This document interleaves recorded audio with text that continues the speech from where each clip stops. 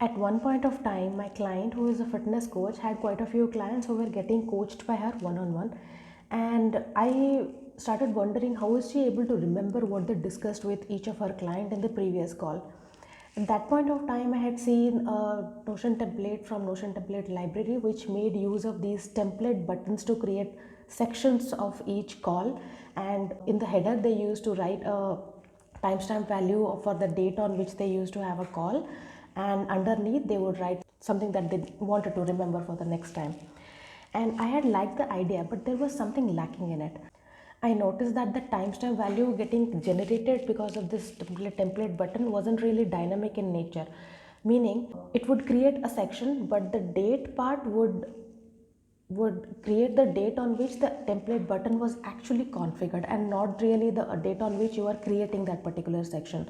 Like, as a workaround, I could still make use of this template and create a section and then update the date part to the current date every single time, but it just didn't feel right.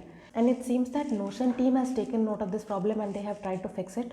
So right now, the timestamp value, if it gets generated from a page template, then it gives you another input that you can provide to it, which is called the date on which the timestamp was duplicated.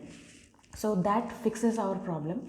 So I thought now would be the perfect time to create our Notion one-on-one call record templates, so that my client can personalize her coaching program further to suit each of the individual as best as possible and serve them even better. However, I noticed there is still a bit of an issue when I create a template button from the page template, about which I'll talk about when I reach that point in the video. It's not really a deal breaker, but I think if Notion team takes note of this as well and try to fix this, I will be very glad. And I have actually tweeted about it, and I am hoping that they will get to see that tweet and take the necessary action. But right now, let's get into Notion so I can show you how I created this page Notion template for my client to take these one-on-one call logs with her clients. So I am on the table where we are going to record one-on-one call logs for all the fitness clients, where each record is supposed to hold the information for one client. I have added some of the relevant fields here. In this case, we use client ID, name, program status, enrollment start date, and upcoming appointment. So, in general, many people might have this field for appointment date as something they manually fill, but in our case, we have a fixed rule that each client who gets enrolled on a certain day of the week, that day of the week becomes their appointment day for all of the following sessions. So it becomes easy for us to distribute all the clients to book their calls with the coach throughout the week. Also, now since there is a definite pattern for the appointment date, we could create a calculated field based on that pattern to set the appointments automatically for each client for coming week. We never have to manually set any date for them. I'll try to give an example how this formula works to calculate the upcoming appointment date. So let's say a client has enrolled with us, and that enrollment start date is on December 16th. December 16th might be a Thursday. So it will straightforward set the date as December 16th. But if a client has enrolled with us on December 12th, and December 12th was a Sunday, then the function will calculate the next Sunday, which is December 19th. So the upcoming appointment date will be set to Sunday. We'll come to the calculated part a bit later. Right now, let's go ahead and create the page template for call logs.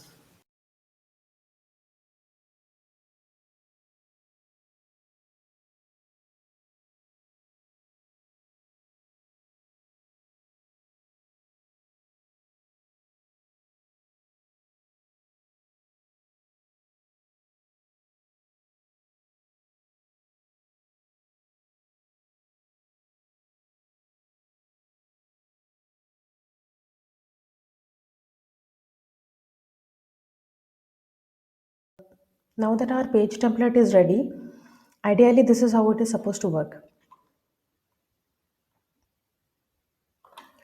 While putting it to practice, the fitness coach would open a new record,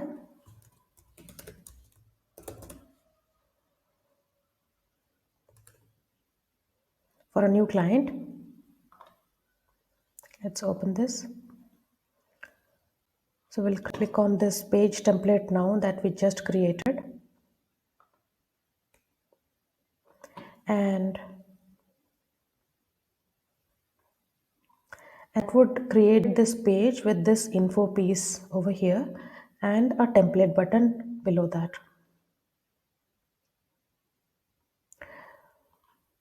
So I'll click on this template button to generate a section. Now this is where the issue happens. If I create a page from the page template and then click this template button, the button isn't really able to create a timestamp value on the duplicated date. That is today. Right now I just created this template button, that is why it's creating it, but it's not creating the timestamp value which will be duplicated on the date it is creating that section. So it would have probably worked correctly if I had to create a timestamp value right within the page template, but when I create a template button within a page template, it fails to create a dynamic value at this point. But once I generate this page template, then if I open this template button, I have generated this page now.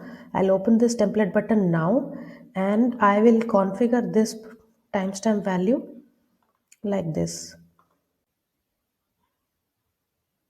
Date when duplicated. From here onwards, once the page has been created for each individual, this template button will work correctly. So like I said, it is still more convenient than having to update the date part every time you create a section. So I can live with this until Notion fixes this as well. One more thing that I'd like to mention is I always like to set an icon to the page template itself and also set some of the property values that I know are most likely to be set when the record gets created. Let's take an example. I'll just try to edit the same template again to set the icon value and some property value to the page template itself. Let's say I select this icon to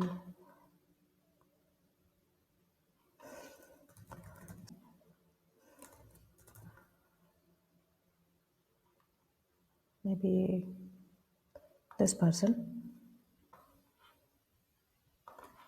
and let's just set some default property. So now when I go back and create that page template from this template, what it will do is it will set this icon over here and the program status will also be set to active from the beginning itself. After that, what I would do is I'll click on this template button and I would use the page as I'm supposed to use. So this helps to accelerate the process of having to set initial values for the page, and the icon sets seem more uniform on the table.